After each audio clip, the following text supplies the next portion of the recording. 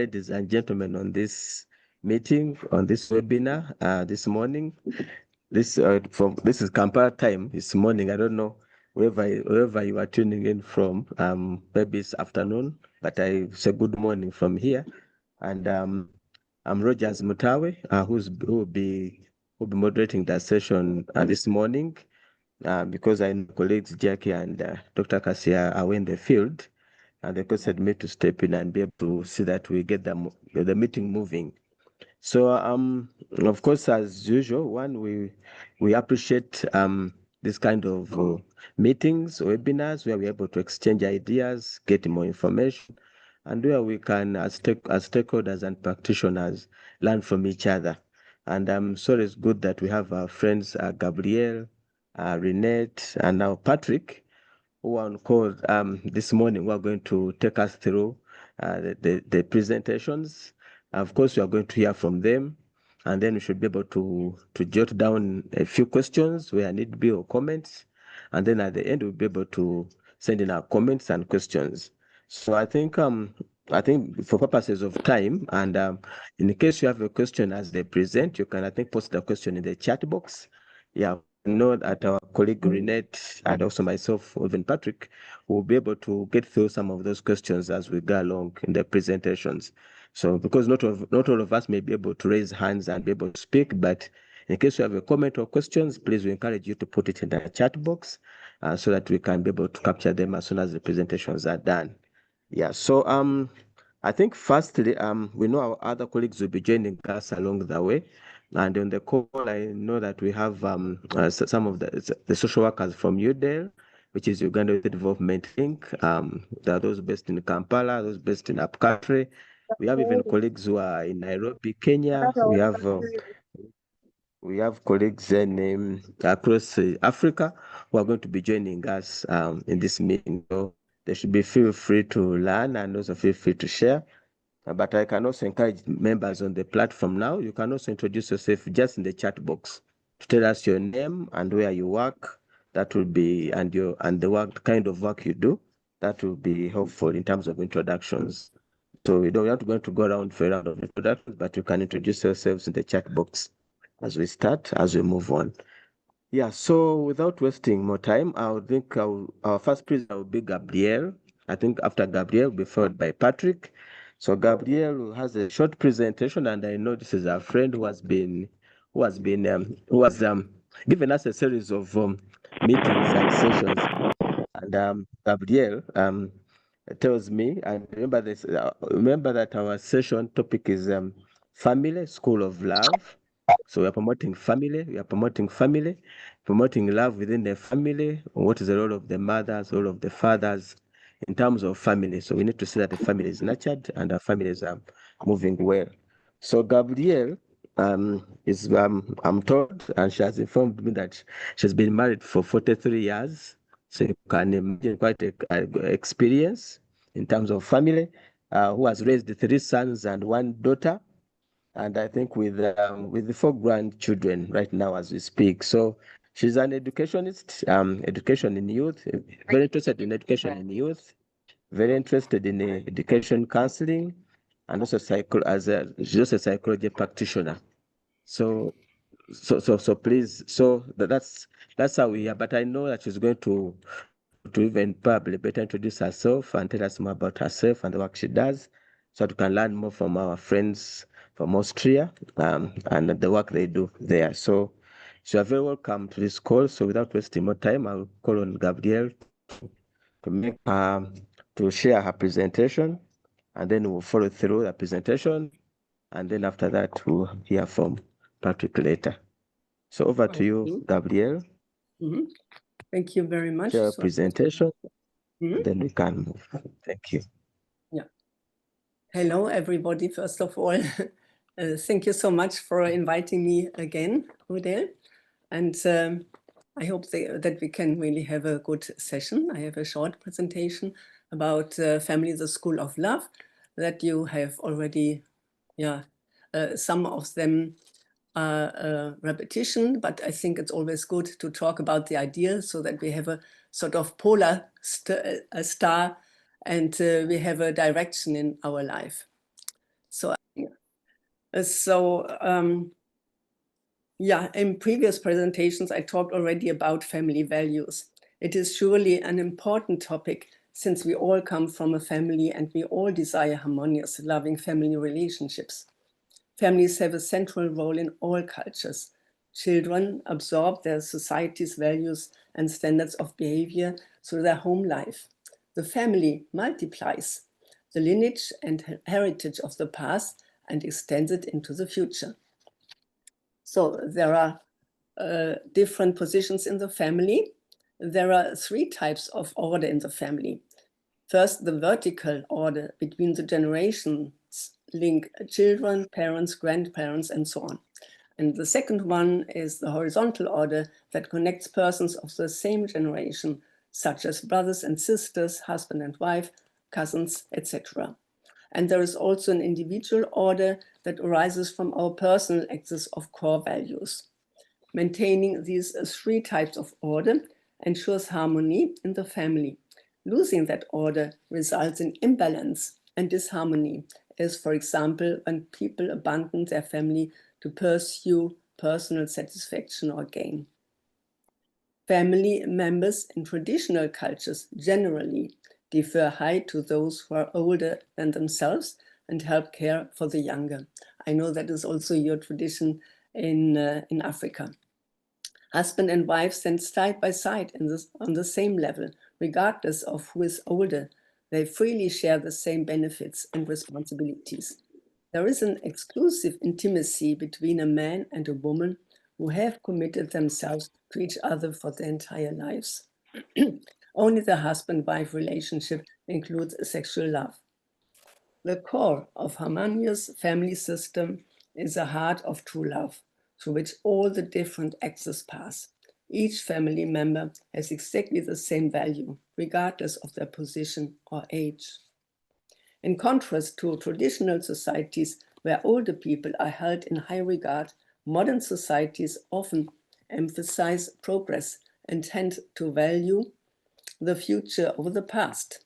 Just as healthy families seek to balance a good vertical equilibrium with horizontal activity and expansion, healthy societies also look for ways to prepare for the future without losing the beneficial roots of the past. Now the next are the 4 realms of heart. Let's have a look into the 4 realms of heart. In the typical course of life, a child grows up among siblings and peers, gets married, and becomes a parent. We are meant to ascend from one realm to the next when our love reaches the expected standard of that level. The realms impact each other in dynamic ways throughout our entire life. Parenting can be difficult at times, and there is no such thing as a perfect parent. But if parents can provide a loving, nurturing environment for their children and be a steady, reliable presence in their lives, they will give them a great start in life. The child's first virtue is trust. In response to parental love, infants begin to radiate attractiveness. Babies smile, put on cute little acts, and communicate gratitude and satisfaction. Even in young children, empathy emerges when they have a warm bond of attachment with a parent. This is the next realm of heart, is the siblings realm of heart. After the child's realm of heart, siblings' love is the next level of expanding our hearts. Siblings are typically the only lifelong relationships most people have, with their nature changing from hierarchical and dependent bonds of childhood to the more voluntary and equal peer relationships of adulthood.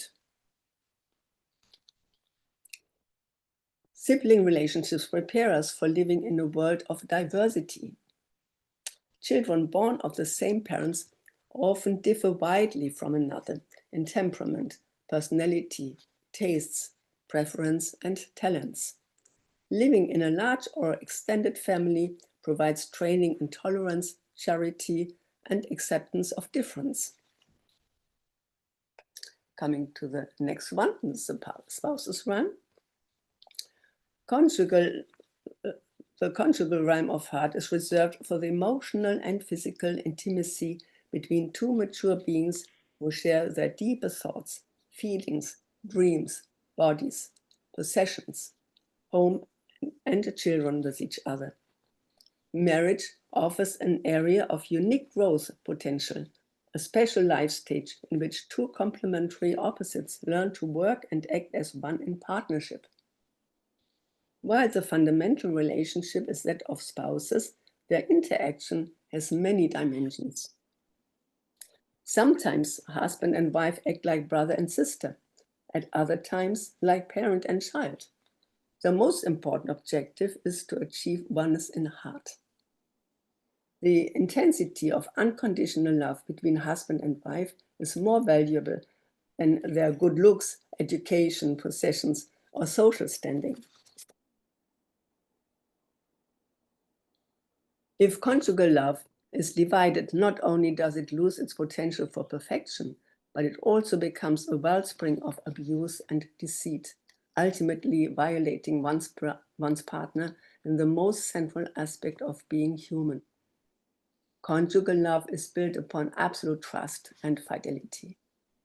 There is sometimes an imbalance between the standard of purity and fidelity expected of women and the standard expected of men.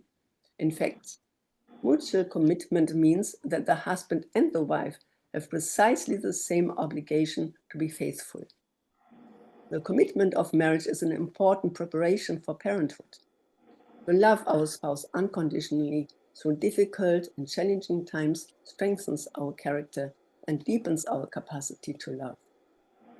It is in the realm of parents that our investment of love and support bears enduring fruit.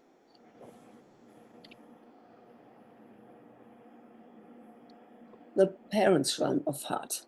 The relationship between husband and wife has an impact beyond their own happiness. A harmonious, loving, and committed marriage creates an environment where children can feel secure, have their needs met, and learn positive patterns of behavior. The parental heart yearns to expand and multiply love. Because of its other-centered nature, the parents' realm of heart is most conducive to moral growth. The 9 months pregnancy during which husband and wife prepare their hearts as parent is a natural transition phase in the school of love. A stable, harmonious family is an ideal training ground for us to develop a sacrificial, altruistic love. But everyone can cultivate a parental heart by looking at others with empathy, being kind and helpful. The society is an extension of the family. The structure and dynamics of a loving family can serve as a model for a functioning, healthy society. Within it, we find vertical and horizontal axes as well as positions on higher, lower, and equal levels.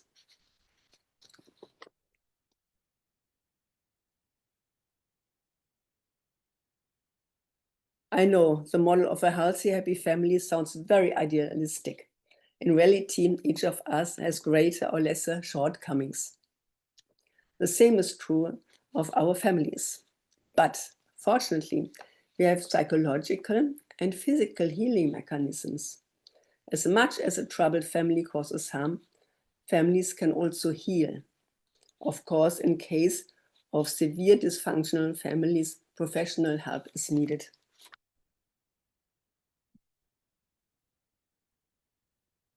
Healing in a marriage requires a deep shared commitment to rebuild trust, foster open and non-defensive communication, and practice forgiveness, often with the guidance of a couples counselor. Key steps include taking individual responsibility for the pain caused, creating a safe space for vulnerability, establishing healthy boundaries, and consistently demonstrating trustworthiness through actions and commitments. For many parents, forming a close bond with their child comes easily. For many others who did not feel cherished, protected, or valued during their own childhood and can be much more of a struggle. But parenting skills can be learned. There are some points for parents or caregivers.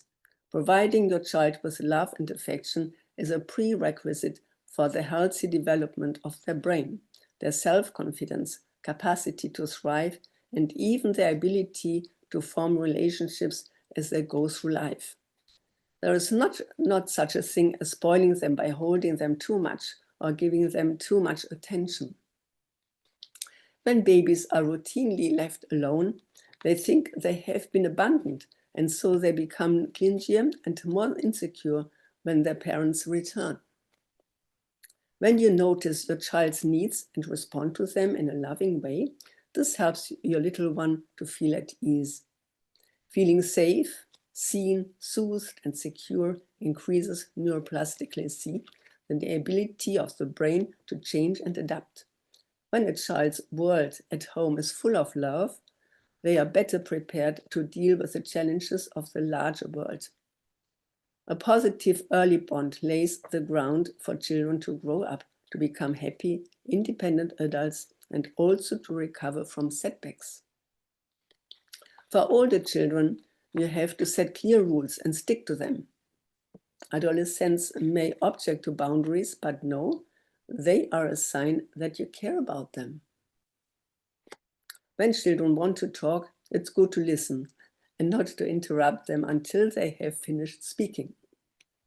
Allow them to learn from your own mistakes as long as they are safe, and accept they might do things differently than you. If you're worried your teenager may be using drugs or have other concerns, try talking calmly and direct them to useful information. This might be some suitable advice. I would like to conclude my presentation at this point, since we will still have another speaker. Thank you very much for your attention. Thank you. Okay. So yes, thank you so much, Gabriel, for that wonderful presentation, which is setting us up rolling, especially for next presentation. I know you've taken some ideas. People are listening attentively, and they're taking note of what it means to be in a relationship. How can we function as a family? How can we nurture our children in the best way possible, so that we can see them grow up and become productive citizens of our different nations and different countries. So thank you so much for setting the ball rolling.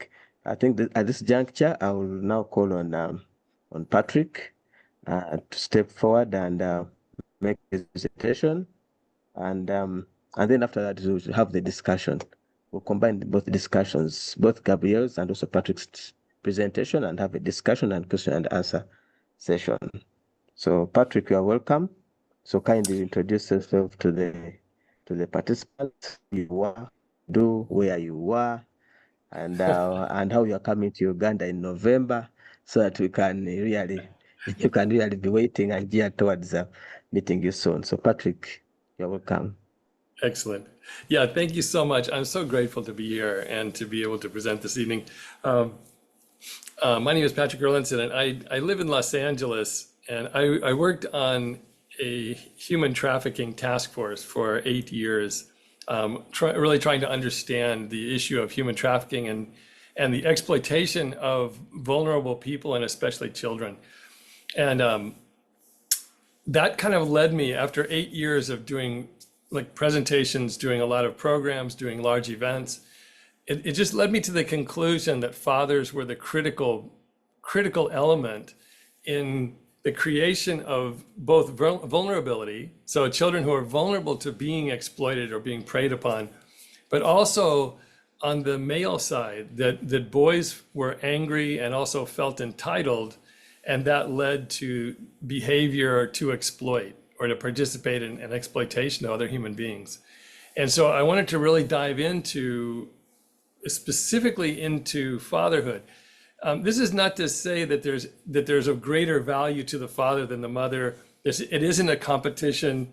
These are two very distinct and unique roles, and both of them are critically important for raising healthy children and having and having the most thriving environment for children to grow up in a home.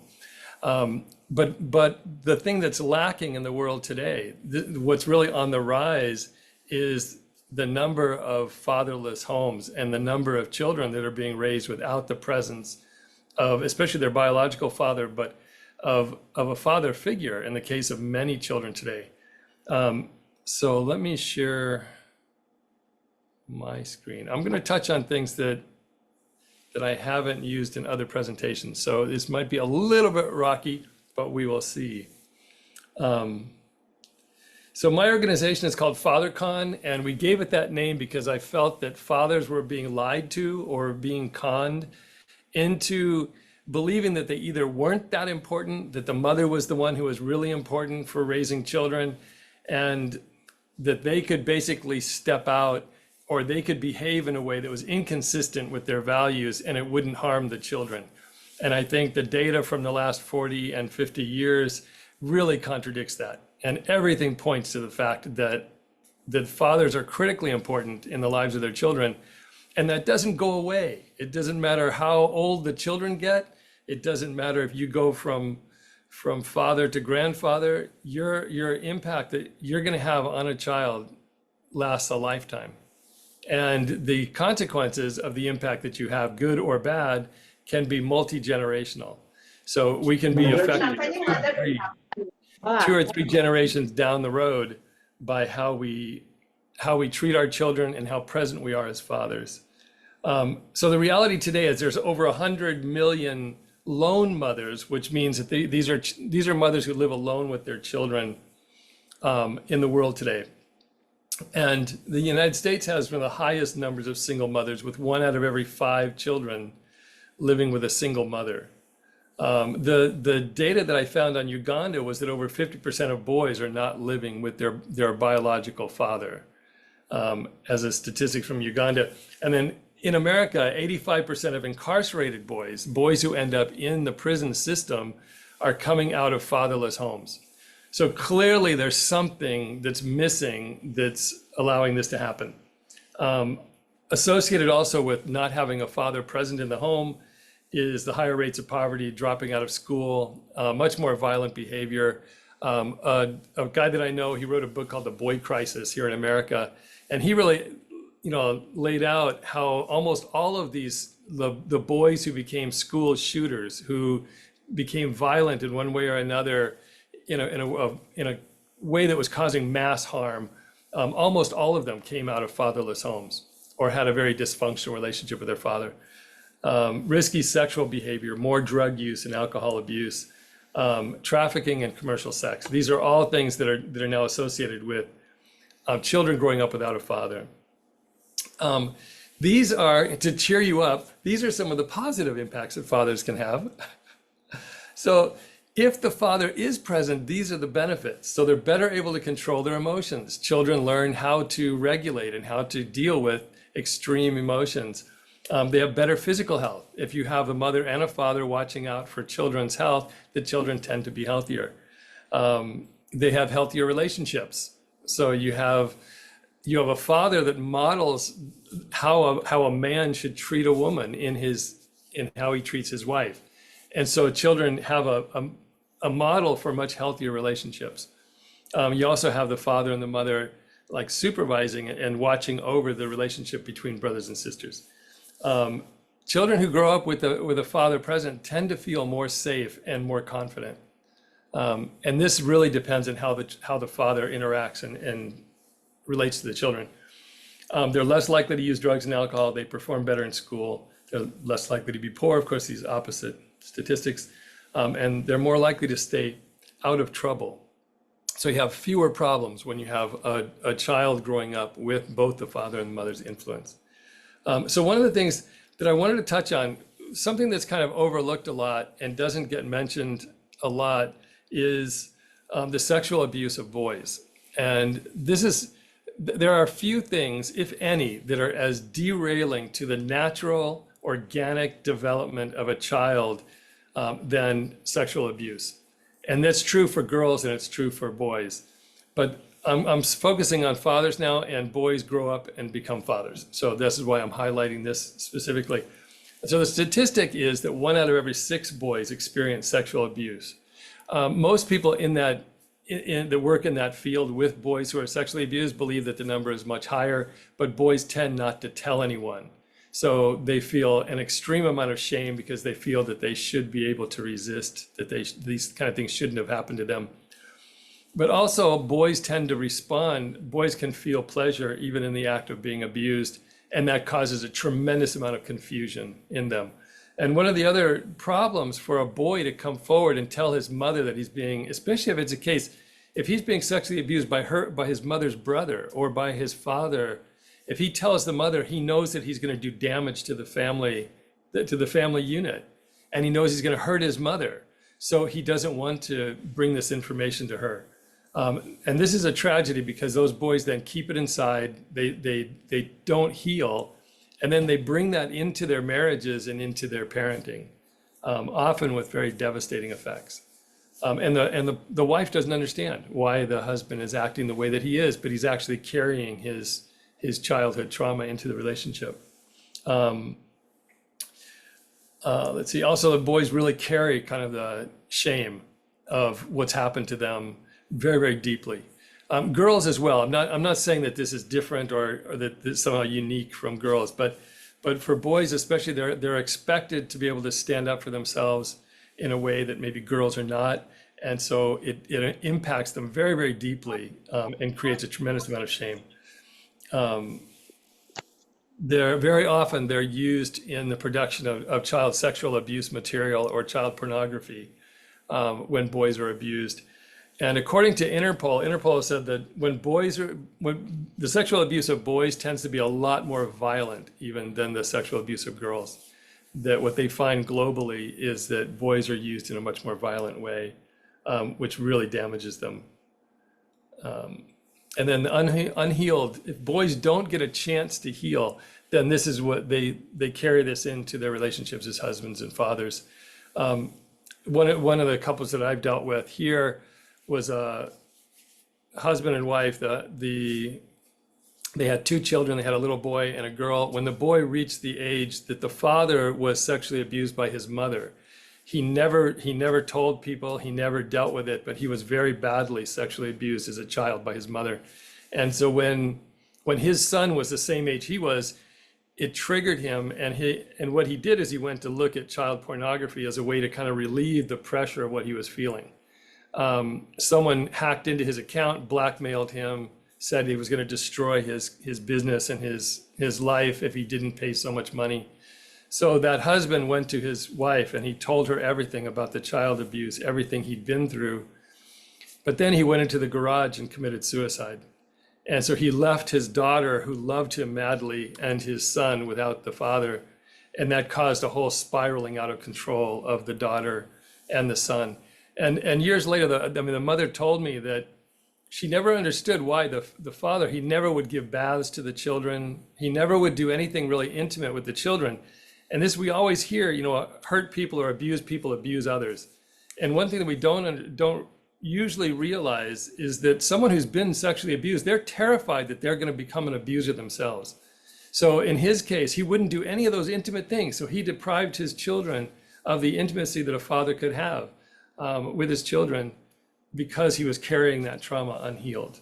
So one thing that we really need to do is start having serious conversations with children from a very young age.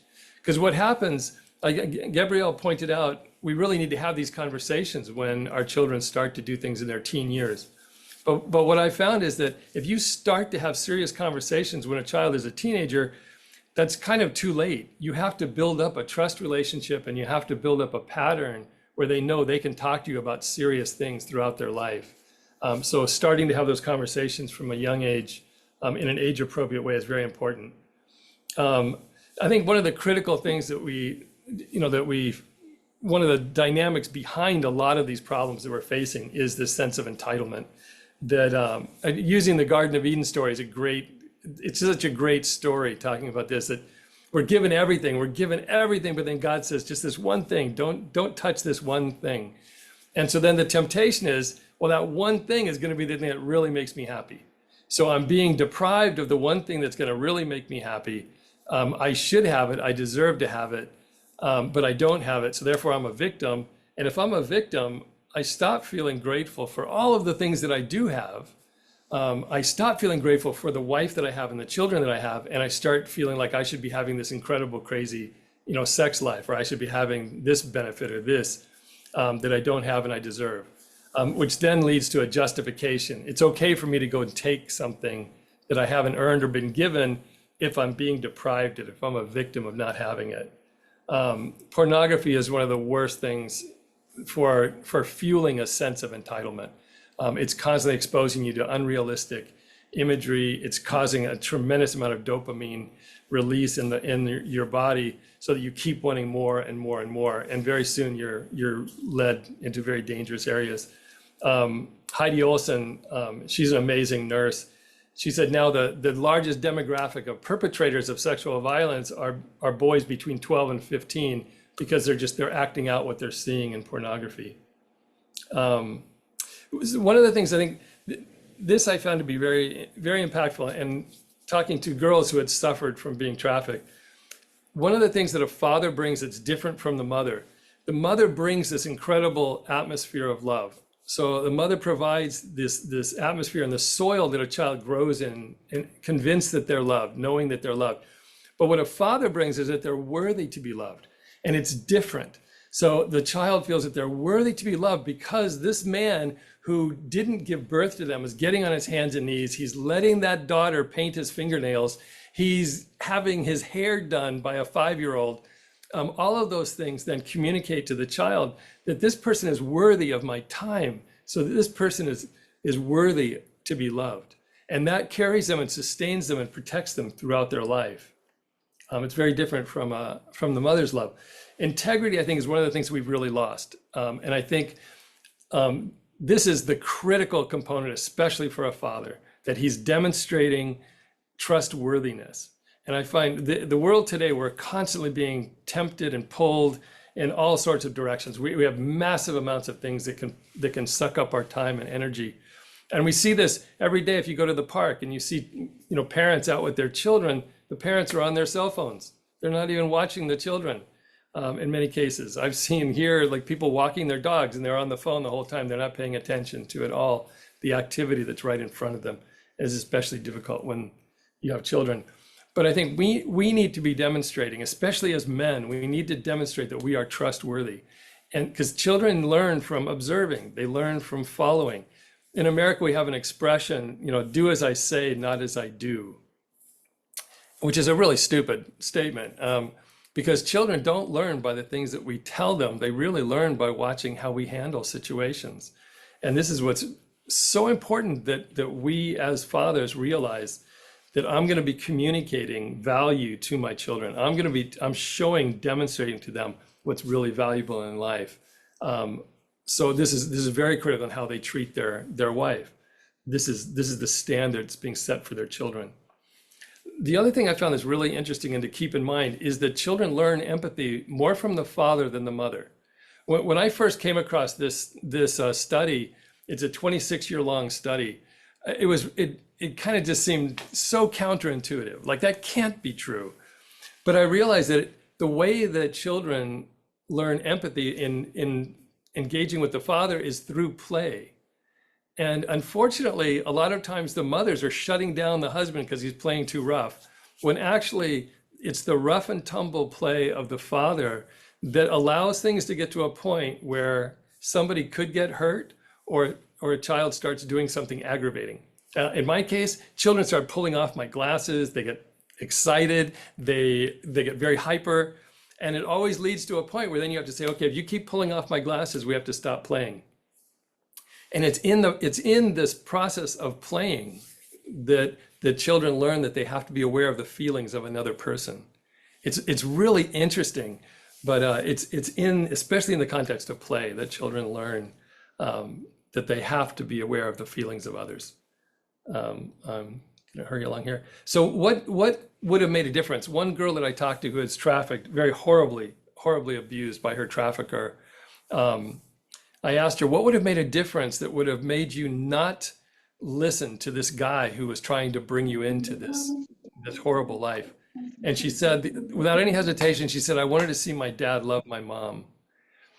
And I realized, like how powerful it is when you witness your father love your mother, the world makes sense.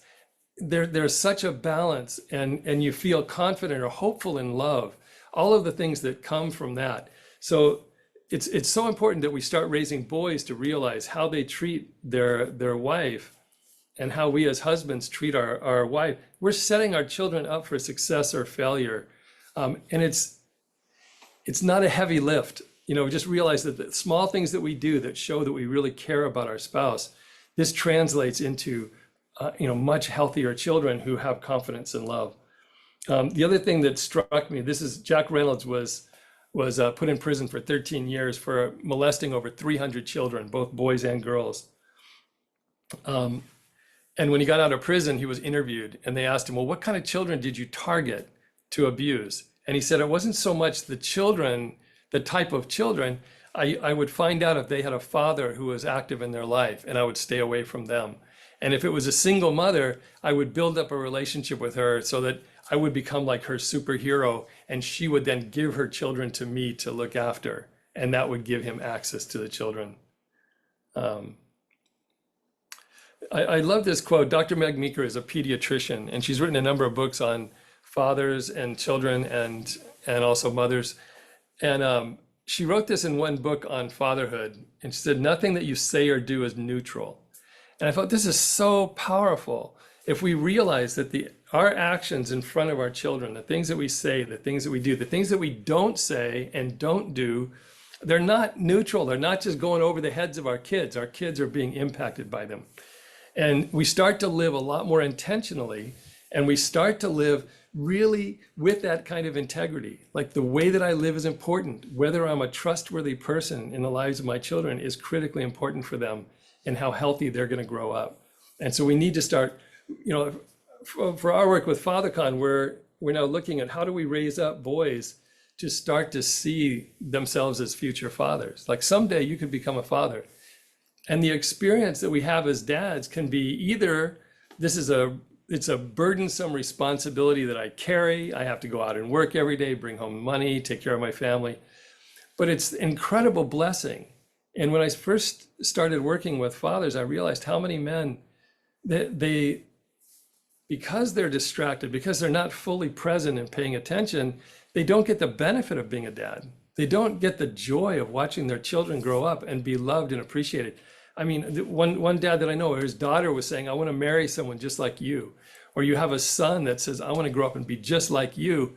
There's nothing that compares with that. No job, no amount of money, no fancy house, no number of girlfriends compares with that, recognition or that support, that feeling that you have as a child for their father. And for me, I just recently became a grandfather about 1.5 years ago. And I have to say, like when I saw my daughter become a mother, that was the most beautiful thing I've ever seen. And I think, and at the same time, I felt heartbroken. Here she was, she just went through a 20-hour labor, gave birth to this beautiful little boy. And at the same time that I was elated and filled with joy, I felt heartbroken because I know so many men that don't make it to that point. They give up along the way and they don't make it to see that such a beautiful moment. So a lot of our work with fatherhood is it's really how do we elevate our understanding of fatherhood and the unique contributions that fathers make, because our children really need us. They need fathers in their lives, and they need fathers who understand their role and also get the blessing of the role of being a dad. So I really want to encourage you to start to see fatherhood a little bit differently. I mean, we all have good experiences, bad experiences with our own fathers, but Gabriel laid out this beautiful, the school of love, and laid out beautifully what the family can be. This is what we're designed for. The mechanics of our biology and our psychology and our spirituality is so centered around being parents and being family to each other. And then that grows out into our community. It's such a beautiful kind of vision if we can overcome these things that tend to derail us along the way. So some of the things that FatherCon does, we have a lot of training, we do a lot of awareness events. We provide support for teenagers now to help them to understand their role. I always tell the story of this one teenage boy who kept an empty picture frame next to his bed, and his friends would come over and ask him, what the heck, why do you have an empty picture frame next to your bed? And he said, that's for my future wife. And he goes, I don't want to have to tell her apologize for things or tell her that these bad things that I've done. So he keeps the picture frame there to as kind of a conscience. It's kind of his Jiminy Cricket, but kind of keeps him from making mistakes that he's one day going to have to apologize to her. I really love that. So FatherCon is coming to Uganda. So Nemanja Ivan, he's heading things up for us. His email address is here. You can contact him if you'd be interested in coming to one of our events. We're going to be, I think, 3 or 4 days meeting with people and having a conference in Uganda. I would love to meet all of you, any of you who can make it. One of my favorite quotes from Frederick Douglass in America: it's easier to build strong children than to repair broken men. If we can get ahead of this, if we can go upstream and start to turn off the spigot of broken children who then become parents, we will see a very different world. We'll live in a very different world of very different communities. And this is me. I look forward to hearing from you. Reach out anytime. This is so brief and abbreviated, so I'm sure you have questions and thoughts and challenges for me. This is my family. This is my grandson. This is my son-in-law. Again, thank you so much. Thank you for having me. Thank you so much, Patrick, for that wonderful presentation, which shows the role of the fathers in the nurturing and upbringing of the children. That's very handy and very timely, because one of the core activities that we do as an organization in New Delhi is working. Of course, we work with out of school adolescents, and sometimes, of course, both boys and girls. But this is an informative discussion, which I know that the social workers and the staff who are on this platform, but even others who are not necessarily working with us, I think they have gotten 1 or 2 points or 3, which they can still share in their behavior change sessions. They can still work around with the adolescents to be able to emphasize the role of the fathers, and as far as the nurturing and upbringing of the children is concerned.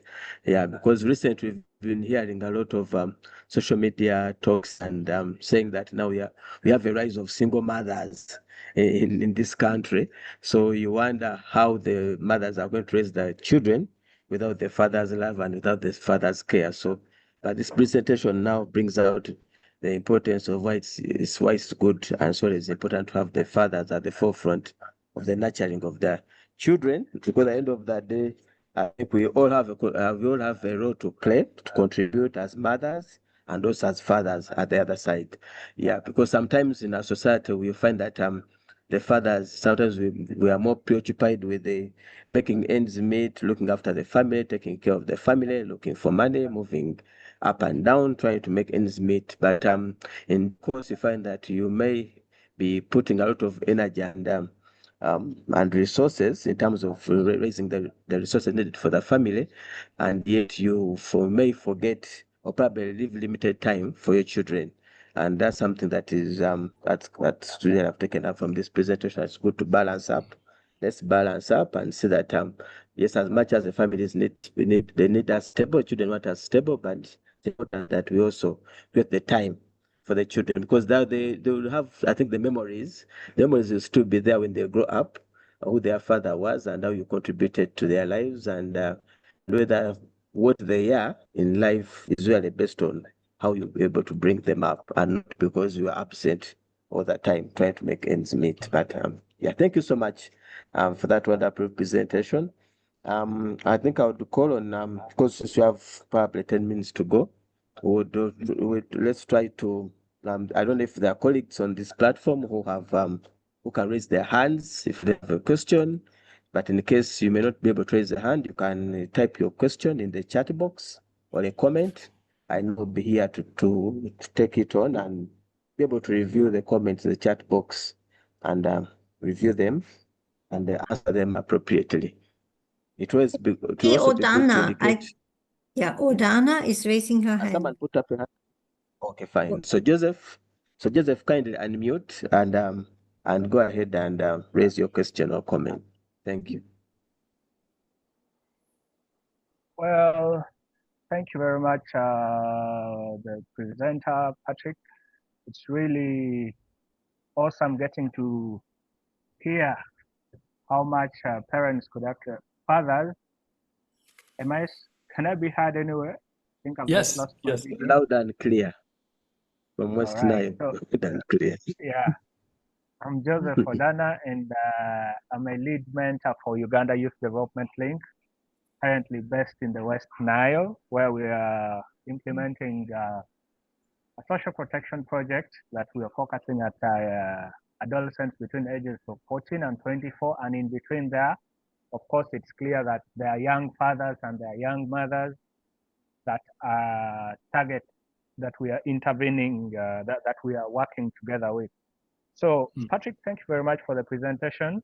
And as a social worker, this has really gotten me to think of our setting within Uganda here when it comes to the aspect of fatherhood. Very many things I know we feel like it is coming towards us, the fathers, like the demand to provide vis-a-vis the knowledge that it's important as a father to be in the life of your child. Most times we shall call it that family time. So after the presentation and understanding that the role of fathers per se in giving love to children is equally very instrumental, but not necessarily the same as what the mothers should do. And by that famous quote of nothing you do or not do is neutral, I'm now getting to question myself that how do fathers actually strike a balance between giving that family time, but also making ends meet? Because most times in scenarios where we find that a father is failing to provide for their family, that is maybe failing to make the ends to meet, we're going to see that this is going to be a father who is going to be frustrated, and they are likely going to actually perpetrate violence within their families. So in this kind of saga or this kind of situation now, where a father seems to be trapped between providing for the family, but also giving the love that he needs to give to his wife, but also his children, how is there anything that is there to inform them, and so that they don't only know that it is important, but they actually start acting in ways that portrays love to their children that are growing, but also their family at large, while not failing to provide? Thank you very much. Yeah, there's three things I would say on that. I mean, one thing that I hope is that we start to change the what it is that is success for men. What does it mean to have a successful life? And especially as it relates to being fathers. If we see our role as being successful, if we're raising really good children, and so it's important for us to provide. That's part of our responsibility. And I think if a father is having to really be busy working two jobs, he's not able to be there very much, then the critical thing is for the mother to be constantly testifying to the father.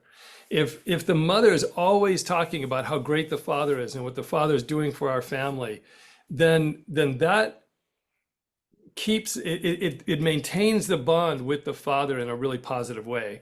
What's really terrible is when the mother is bad-mouthing the father. She's saying bad things about the father. She's complaining because he's not there. And then that creates kind of a bad image with the children towards the father, which ends up really hurting the children. So this is where, if mothers understand, the more that they testify to how great the father of their children is, the children are going to be happier. And so for fathers, also the way that fathers really, it takes so little sometimes like one case of one girl that was being bullied at school because she was a little bit heavy. And she came back and she got in the car with the mother, and the mother said, well, don't you feel bad, because these kids were like picking on you? And the daughter says, no. She goes, I'm beautiful because my father tells me I'm beautiful every day. And there are small things that we do that give the support to our children that makes them resilient, that allows them to go through hardships. So even if you don't have a lot of money, but if your children are happy and you spend time playing with your children, take a little bit of time. I know men get tired and you just want to kind of relax. But if you spend 15 minutes playing with your children or reading to your children, it has a huge impact on them.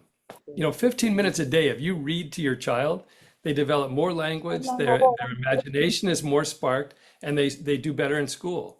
And just a little bit of investment of reading to your children. So there's things that fathers can do, even though they're very busy, and they do carry the pressure of being responsible financially. But really set the bar. I want to be a great dad, and I want to see my children thrive. That's the goal. And so the reason I'm working hard is to create that environment. Sorry, maybe a little long answer. Thank you very much, Patrick. That was really very insightful, and I'm learning as a social worker. There's a lot to learn. Yeah. Thank you so much. Thank you so much, Patrick. And Joseph.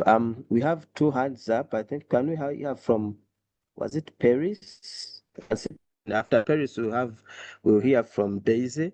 So I'll kindly request the next questions to be as brief as possible within a minute, so that we have enough time for the responses. We could be having others want to ask. Kindly be on point and be as precise and concise as possible. So can we have Paris unmute? Kindly unmute and then ask the question, Paris. Unmute. We can't hear you, Paris. Yes. Good morning, everyone. I'm so grateful to have joined the meeting. It has been a good session. So I just had an input, not a question. Now my input was that from my community, like from where I come from, we've had so many cases of single father parenting, of which it's also on a rise, and it's a challenge, because now fathers, like we've heard from the session, that fathers are outgoing, they're working, they're looking for how to sustain their families. But then now imagine a father who stays with like two daughters, then he goes works, and of course he comes late. You see, now he doesn't have time for the children, for the girls. Again, while he's away, the girls are sometimes defiled, especially with people that they know. So we've had so many cases, that there are cases in the community. We've also had some parents, some fathers who also, of course, defile their own children. So again, thinking now, if again we could also concentrate and also turn our eyes to fathers who are also singly parenting children. Thank you very much. Thank you. Thank you so much. Do we take on also there's a question or comment, and then Patrick will be able to respond to both of them. Daisy, kindly unmute and ask your question.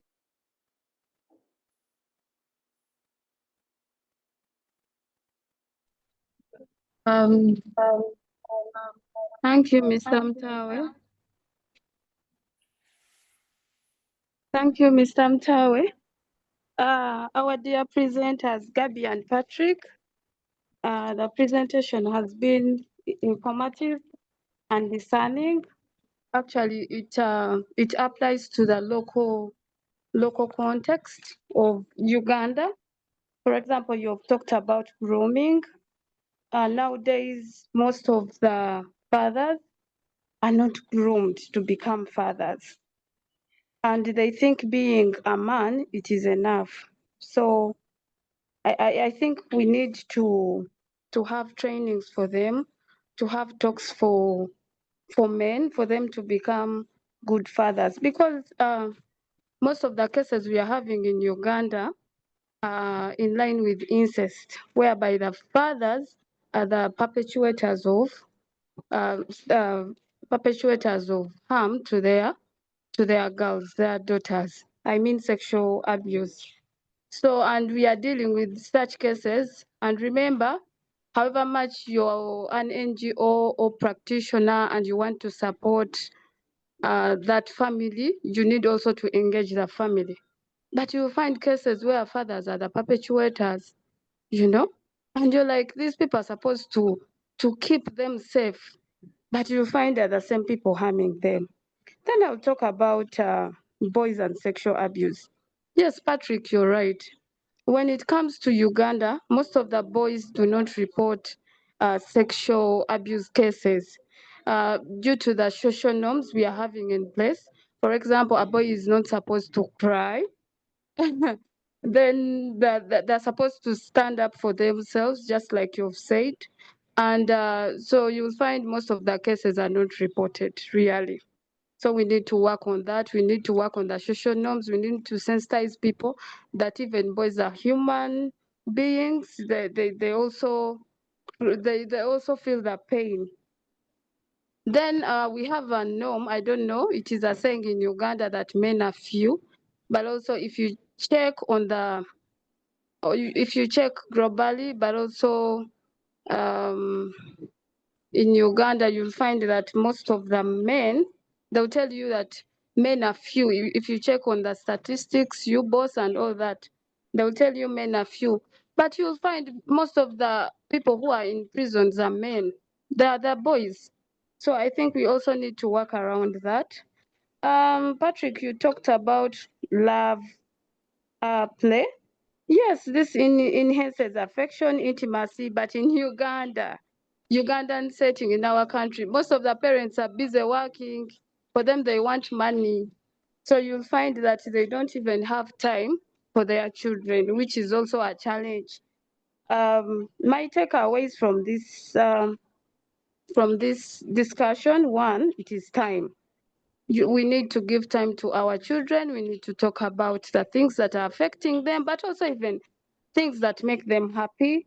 We also need to create safe spaces for them, whereby whether they can enjoy. If they're at home, they feel like they're at home, not in a prison. Then intimacy, Gabi, you talked about intimacy. This is really key. I've seen that if love is, even the Bible talks about it. With love, nothing can perish. Thank you. Back to you, Mr. Mutawe. Thank you so much, Daisy, for that. There's another hand I saw.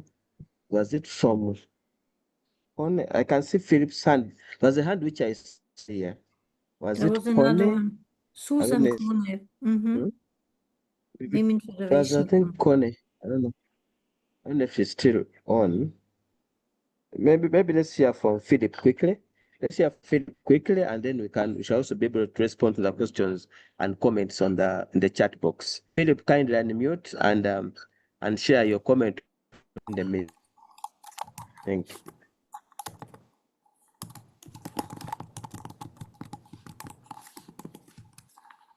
So Philip, are you there? Can you hear me clearly? There we go. Yes, we can hear you loud and clear. Go ahead. Good afternoon, everyone. It's a good afternoon in Uganda. Thank you, Patrick, for the presentation, and thank you, Mr. Mutawe, for hosting us.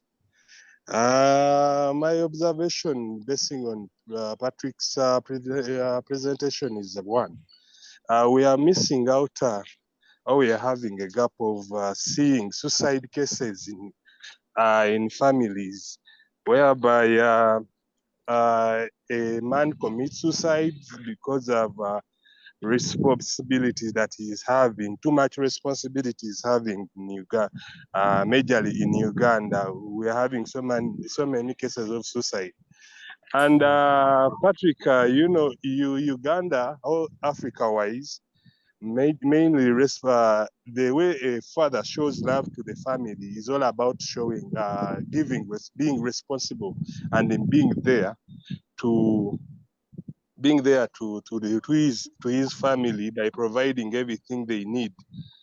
And in the due course, you find that sometimes this man has so many children. For instance, statistics show us that a father in Uganda should have more than 5 children. That is 5 to 10 children, a father in Uganda, in Africa even, largely. So in the due course, you find that most fathers now in Africa are facing depression in the due course of trying to find ends mean, to fulfill their responsibility. So in the meantime, most of them, you find that due to depression, they end up committing suicide to themselves, or even taking away the family at large, because we have had so many cases in Uganda where a father kills the whole family and he himself takes his life because of trying to fulfilling his responsibility. And I would conclude by asking Patrick, how do we overcome this situation of seeing so many fathers committing suicide? Thank you. Yeah, it's so painful to hear, because I lived in Japan for 8 years, and in Japan there was also this idea that if the family had difficulties, the father would take responsibility by killing himself. But the repercussions of that, the result of that is damage to the children. The children are going to grow up really negatively impacted by that. And again, the title of this talk was really that fathers impact their children, whether they're there or not. And so especially if a father commits suicide, it's going to impact that child's development. And so I think that the more that we can kind of encourage men to see success differently, that maybe we can't provide all the things that we would like to, but if we prioritize, how do we elevate our children so that they have the best opportunity and possibility in life? So if we can instill that, and men start to find joy, because the way our brains work, I mean, so when we do kind things, we get oxytocin released in our brains, which gives us a very happy and a positive feeling. And the really interesting thing is when people see someone do something kind for someone else, they actually get the oxytocin hit. So it's like we're designed to be kind and considerate of each other and to love each other. And so we personally get the joy from that. But if we're not doing those things that give us the joy, then yeah, it's easy to become increasingly depressed. And we just start to see what we don't have. We don't have enough money, instead of seeing that I have a child that needs my attention and needs my love. And so I get it that people are very busy, and so you may not have as much time as you want, or as much time as your child really needs you to spend with them. But if we communicate to the children that they're the priority, like the reason I'm working hard is really for them. And then we do take moments, any moments that we can, to be with them and show them that they're priceless and valuable and irreplaceable. And so it's the perspective of how we see that responsibility. My responsibility is to produce a healthy child, not just to be able to have enough food to eat and clothes to wear. Does that make sense? So it's like, the end result is I want a happy child, and the child can be happy whether we have enough food or not, so long as they feel these other things, they get the other things from a father that they can get. So I know this needs a lot longer discussion, and I would love to talk to you more about this, Philip, if that's possible sometime. I think that this really does need to get fleshed out, because the biggest question, like Joseph brought up, is the balance between work and family. It's the global question that fathers face is, what is my real responsibility? And I think we need to start to see our real responsibility is to raise really healthy children who can thrive, that if that's our priority, then we start to look differently at the other responsibilities we carry. Thank you, Patrick. Could I kindly maybe request Susan, because I had Susan's hand earlier, then she was off a bit. Susan, kindly unmute. Give us your comment or question within a minute, and then after that you will hear the response from Patrick or Gabriel, and thereafter we'll go through some. There are some questions or comments on the chat box which you will need to go through and address as well before you wind up. Thank you. Please go, Susan. Go ahead. You're welcome. Greetings, everyone from Kenya. Thank you so much, Renate and your team, for organizing and coordinating this and also inviting us. Thank you, Mr. Mutawe, for the emceeing and making sure that the program runs well. And many thanks to Patrick, who has really made a very important and inspiring presentation. I'm representing Women Federation Africa in Kenya, and we do deal with women and their children and their families. And most of the times, we are met with a situation of so many women who are single and they have families. And most of the cases, we do not know how to deal with them, because basically we want to promote family values. We want to promote all that the family consists, but the fathers are absent. And even the fathers who are there, they don't want to come to those meetings where women also are. I don't know. So in many cases, I don't know whether that is the same case in Europe, in America, but in Africa, most of the fathers do not want to come to those meetings. Yeah, so I really feel that what you are doing is really so valuable. There's no price to that. And I would really wish that we could partner with you so that we can crack it. It's something that needs to be cracked, and something which is so precious to humanity, because you are encouraging families and happy unions and interventions of fathers taking responsibility. I've had many families where the mothers tell them, if the father is absent, maybe they is somewhere in this world, they just tell their children, don't think about your father. He was crushed by a truck and he is no longer in this world, because they they don't want them to start looking for them. Is that serious? You see?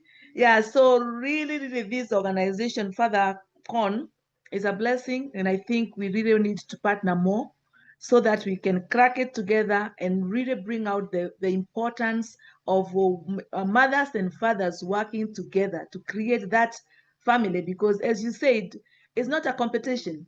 We are complementing each other. We do not need to be selfish.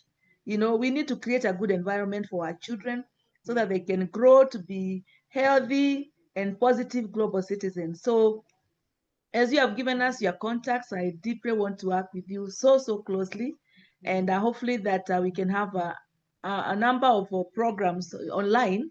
And of course, then maybe one day you can also come to Kenya, but we are following up very closely, because we really feel you are doing a very good job. Thank you so much. Thank you so much. I do want to say one thing about, because this came up just recently. I was at an event and meeting with some different church pastors and different parents, and the question came up about mothers who are raising the children. The dad's gone, the dad left, and then what can they do? And I know this is really difficult for a lot of mothers who have been hurt by their husband or their boyfriend or whoever, the father of their children. But for the sake of the children, it's not to lie, but to recognize that, no man wants to be a bum. No man wants to be the cause of his children's suffering. I mean, they may be completely insensitive and they believe this lie that they're not that important, so they just kind of disengage and leave. But I think if the mother testifies to, your father would really want to be here, but he's dealing with his own struggles, or he's been taken away by something, but he really cares about you. He really wants you to have the best life possible. I know it seems like you're kind of lying, and you have to be careful with it. But for the sake of the children, you know, they're, I mean, I believe that we're all made in the image of God. And it's like, so that father who's for whatever reason, he's made these mistakes. He's had a child and he's left. He's not present with that child. He would want to be, in his heart of hearts, he would want to be a good father. And so if the mother can in some way testify to that, you know, that a father's heart is really like this. And yeah, your father, maybe he's not here, maybe he can't be here right now with you, but this is the kind of person he would have wanted to be. He would want to be the person who recognizes you and cares about you. But because this comes up all the time, and it's just, there's got to be, there has to be a way that as a single mother taking care of the children, instead of just trying to shut them down like the father really doesn't matter, he does matter, but creating an environment where the child can still benefit from this mysterious father that he doesn't have in his life, instead of it being this terrible bum or somebody who's been run over by a truck. So that the mothers will be happier and the children will have something, you know, something that of value with the father. It's just, when we diminish the significance of the father, we end up hurting the children. It's like it's not healthy for the children. And so we have to find a way to give them that. I really appreciate it, Susan. I'm really looking forward to hearing from you. Thank you so much. Yeah, thank you. Thank you. Thank you so much. Thank you so much. Yeah, thank you so much for that feedback, Patrick. I think quickly, if I'm to go to the online messages, just quickly, because I can see the Shime John Peters asking how are we going to apply this topic in our field of work today. There's a comment. Let's raise her hand. Barbara Nakiyuba. Yeah. So I can say comment from Philip. I think it was able to express this on call. Barbara also said interesting insights from Gabriel and Patrick. Josephine Babazi, thank you so much for Mr. Patrick and Miss Renate, and of course with Gabriel for the conversation, educative and eye-opening. Family is the most crucial institution on earth, and for fathers to stand in their positions for their family. Family is our fathers is our responsibility as parents if we want to have it lit in our country. Dickens say that growing up without both parents is too bad, though sometimes fate brings it, and we should always appreciate the role of whoever raises the children. Too much responsibility is the main thing, making men run away from their families. And in Uganda, there is no space for boy child empowerment. Every private and public empowerment are all about girl child and women.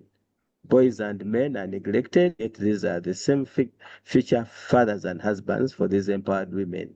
No wonder these days you find on a platform young boys looking for elder women who have self-established with money and riches. Okay, we have Peterson. I think this is Patterson Talemwa. Thank you, Patrick, for the presentation, and I've realized that the approach is more of prevention, but how about those who are already in a situation where the father and mother have lost responsibility over their children, and children are already on their own or already on their streets, and the father is already worn out to reunite with the family? How do you handle that kind of situation? Okay, what's the other? Joseph, I think Joseph had also alluded to his position earlier on. I think he talked on the call. I don't think we'll have to say much about that here. Others are saying, Justus says, thank you, Patrick, for putting up for the dads here in Kenya. Everybody is for the girl child, and only God is for the man. That's interesting. That's interesting. So those are the comments from the online. So I don't know if Patrick can, you can see how to wind up and see how best you can put all the comments together and give a response. But I also see hand from Barbara. I don't know. I missed that. So Barbara, you can kindly unmute quickly, share your comment or question in a minute quickly, and then Patrick and Gabriel will wind up. Thank you. All right. Thank you, Mr. Mutawe, for moderating the session. Thank you, Gabrielle and Patrick. I also wanted to add my voice to that discussion, which is quite relevant when we are looking at having a society of mentally healthy human beings in general. So my question was about the single mothers who are struggling. I think I'm coming back to the point of Susan, where she was mentioning that some women are more comfortable telling their children that, you do not have a father, or like, just putting the father out of the picture. I want us to also look at the fact that there are usually push factors that cause this to happen. So when we are looking at creating that safe space of parenting, it should be more of like a two-way street. We have to ensure that because usually women who do that, maybe the father is very absent, he's not providing for the children, and the woman finds herself in a position where she's burdened to provide everything for these children, and then the man only comes in at that point when it's merrymaking, or it's a child's birthday, or there's something to celebrate. So we have to also keep that in mind. And also the status quo, we are seeing so many projects that are really empowering the girl child, but they are leaving out the boy child. And we need to strike a balance, because we are empowering these girls, but then we are not preparing the boys that they are going to get married to. So it's like we are setting ourselves up for disaster if we do not balance, because if they end up marrying these boys who haven't been prepared, still they are going to have issues of gender-based violence. And at the end of the day, the relationship might not work, because usually at least the man should be able to also provide in the family setting. So if he's not financially empowered and he also doesn't know the roles to play, then it becomes a problem. And lastly, empathy. The point of empathy Gabrielle talked about is really key when we are dealing with these situations, because all sides are struggling. Like, each individual in life is trying to make it. So in this process of trying to survive, we all have different wounds from maybe probably the way we were raised by our parents. So we need to train each other, both the husband and the wife, to be able to survive in this space and be able to co-parent together by acknowledging that, okay, my partner is struggling here, how can I support them? And like, it should be more balanced. We cannot just focus on one side. The man is struggling, maybe he has wounds. The woman is also struggling, she has her own wounds. So how do we take care of each other such that we show up better for our children? Thank you so much. Back to you, Mr. Mutawe. Thank you so much for your thoughts. Because time is not on our side, I think probably we can end the next 6 minutes.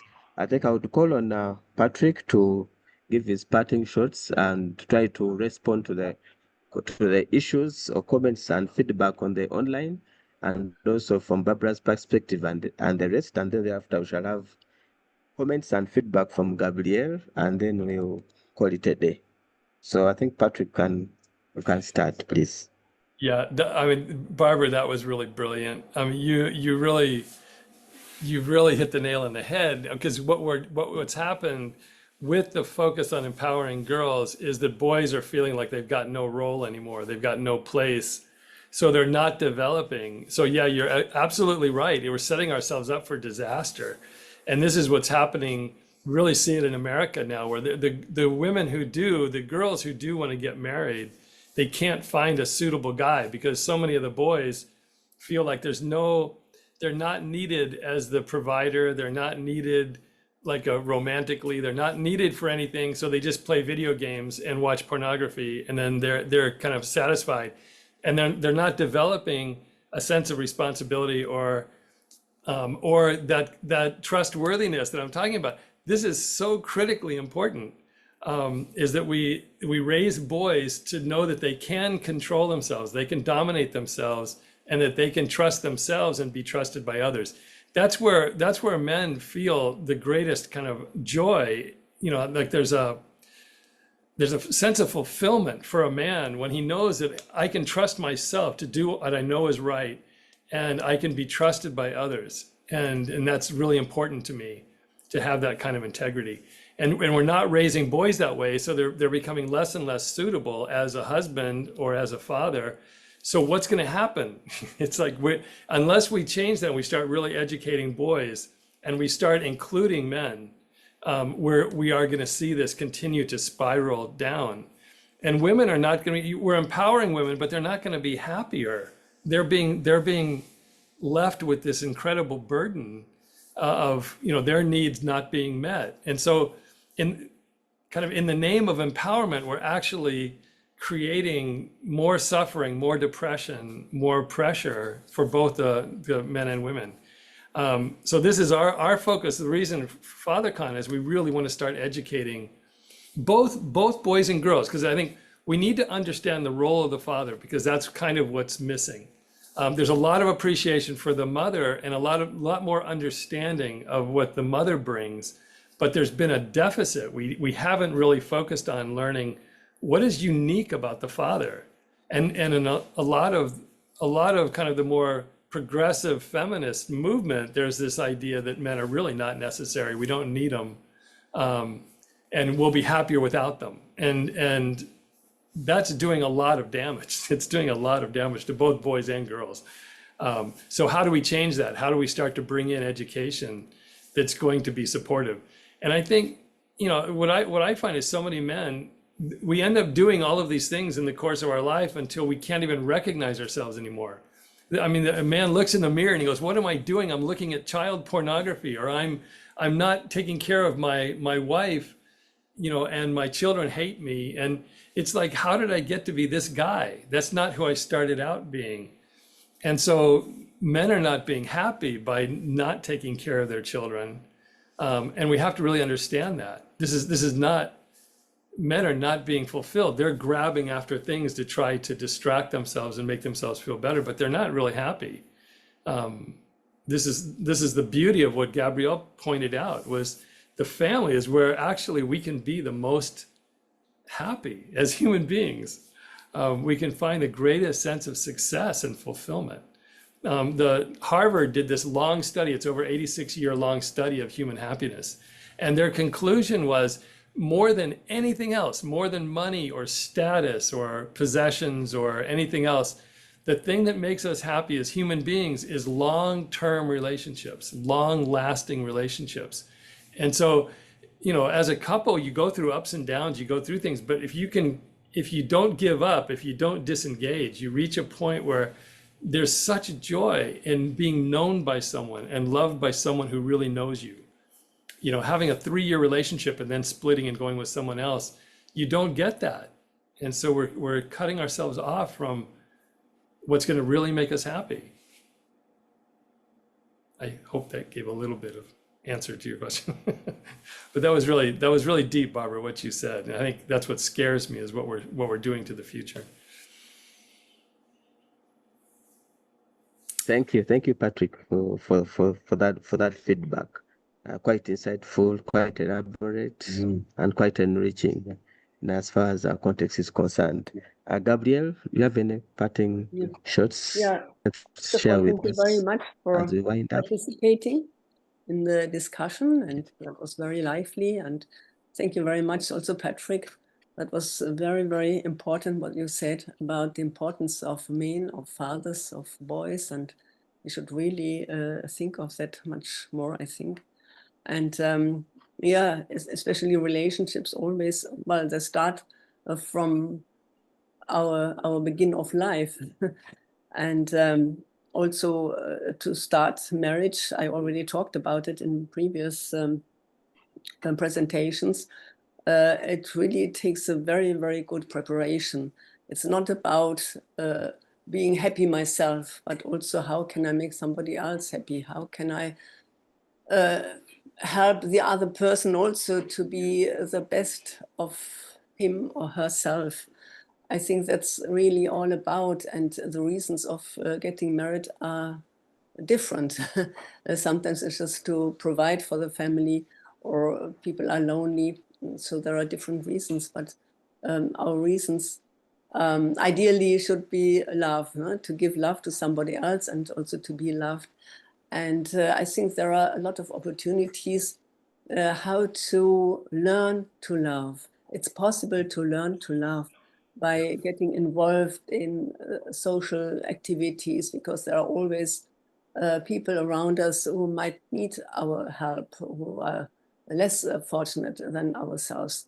And already children and adolescents, I think they can also learn to love, and they need this opportunity also to first to get to know themselves with this, and also to learn empathy, and to prepare themselves also to become good husbands, to become good fathers in future.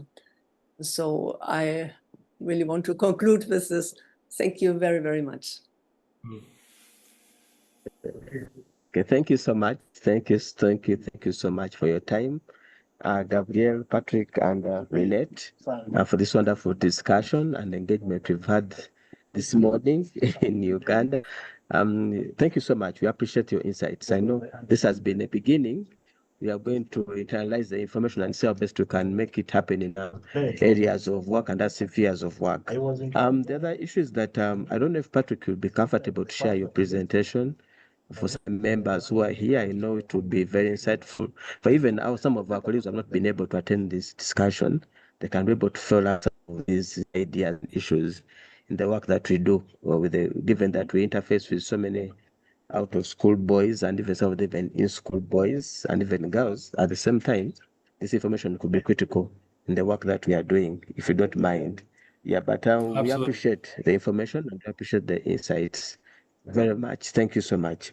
Yeah, but even to our stakeholders and also our colleagues and friends from Kampala, from Kenya, from Accra, from all over the world, we appreciate the time you put forward to participate in this discussion and give us your insights.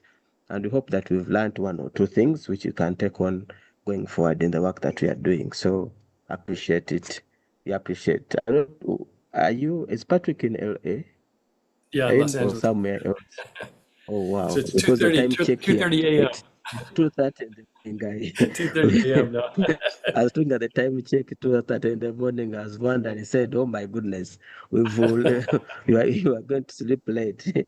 You have a shorter night. So, but thank you so much. We appreciate the time you put aside. And hopefully, when you come to Kampala in November, I don't know if there's an opportunity for us to participate in the conference you've organized in Shema. I don't know. We'll see. Maybe we can work out with Patrick and see how best we can work together and start to see you when you visit the Pearl of Africa before the end of the year.